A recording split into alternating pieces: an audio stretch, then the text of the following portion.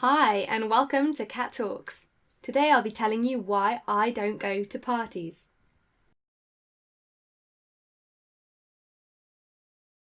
Let me tell you why I don't go to parties. So I get invited to this party. It's a big party. It's celebrating the final year of med school for some of my friends still at uni. They've just finished their last exams, so they're finally free. And I know the host really well, so I know he's a massive geek, just like me. I knew that the afternoon would be board games and then the evening would be partying, and that there'd be enough social lubrication to get all of the med school shenanigans out of the way.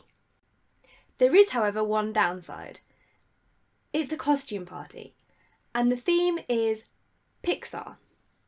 Now I figure Inside Out is still relatively new, right? So everyone will be going as an emotion, and I think I'd rather do something different. So I dressed as a chef. I grabbed some trousers. They are white and black, but they're not really a chef print. Ta-da!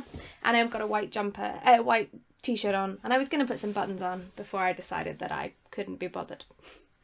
So I'm going as Colette from Ratatouille. That's the female chef the ginger kid's in love with. And I figure, it'll be something different, nice change. So I spend most of my Saturday trying to find the costume that I'm currently wearing.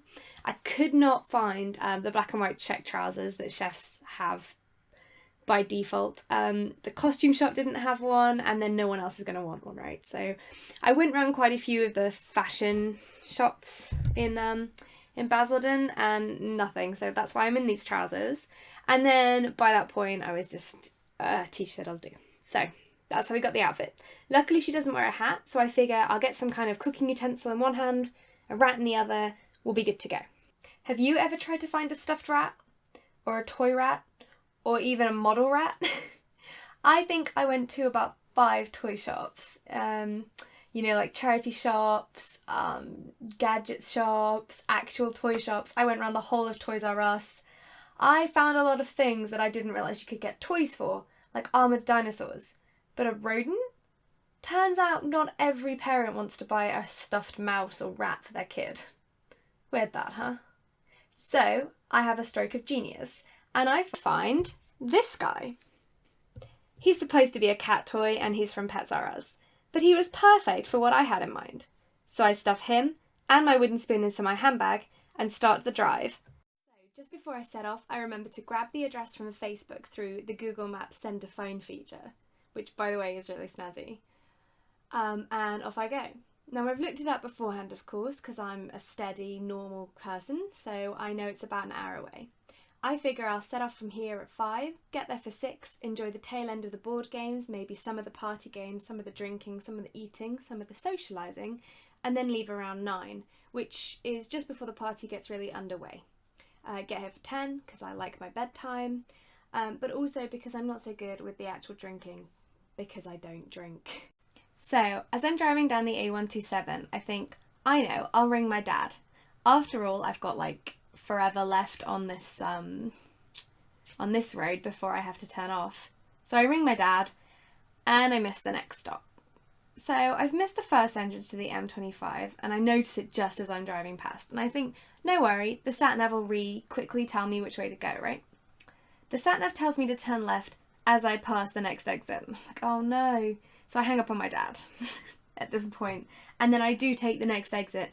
But the sat-nav tells me to get back on the A127, back the direction I was going, and recalculates from there. Now, because I didn't have any phone data, the sat-nav didn't actually know that there was 20 minutes of congestion just around the corner. So I'm stuck in nose to tail traffic for a long time, drumming my fingers on the steering wheel and doing all sorts of other annoying things, right? And the only thing that consoles me is thinking about how many people from the movie Inside Out I'm going to see at the party. I'm thinking probably about 50% of people. And there's always a couple of people who go extremely overboard on their outfits, so I'm looking forward to seeing those too. And then finally, I'm free. I blaze 45 minutes around the M25 happily and pull off when the sat-nav says I have only 2 minutes to my destination. I decide to park at the end of the road because the parking spaces look pretty tight.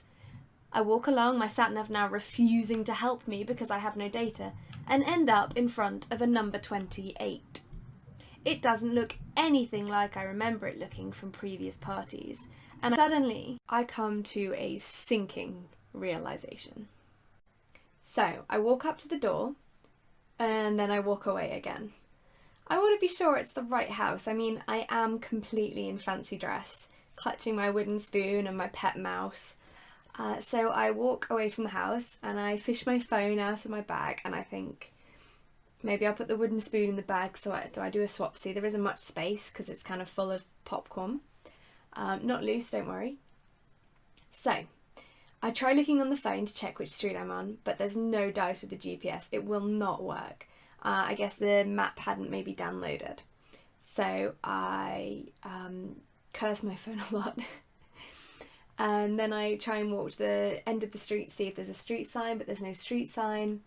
And I think, well, the house was a bit dark, but maybe I'm still early for all the carousing, and maybe they're playing board games with the lights low for atmosphere.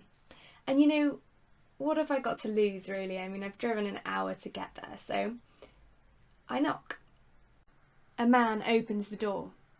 My opening gambit is, "This is 28 Old Road, right?"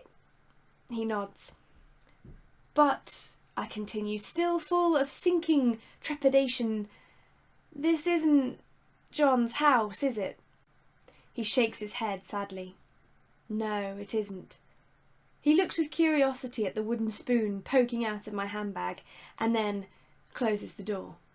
I clutch the 2 bags of popcorn I had been intending to bring to the party closely to my chest and begin the walk of shame back to my car. I think about offering one to the man, but decide that there's been enough social awkwardness for one day. Getting back to my car, I add data to my phone to retrieve the host's number from Facebook and ring John. He doesn't answer. I text him. He doesn't answer. I later find out that it's not even his number, which would explain that. Saddened, tired, and about half a tank of petrol lighter, I set off home. So, just to recap, I drove for an hour to the wrong house, knocked in full fancy dress at the wrong person's door, and then drove all the way home again.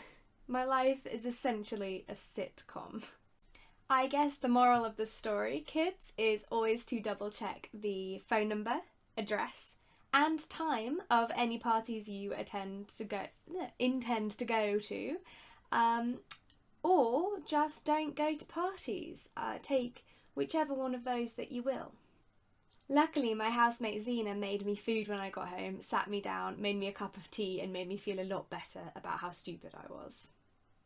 So that sums it up then, why I don't go to parties. If you've ever had a similar embarrassing experience, please share in the comments below so I don't feel quite so alone. And have a great day!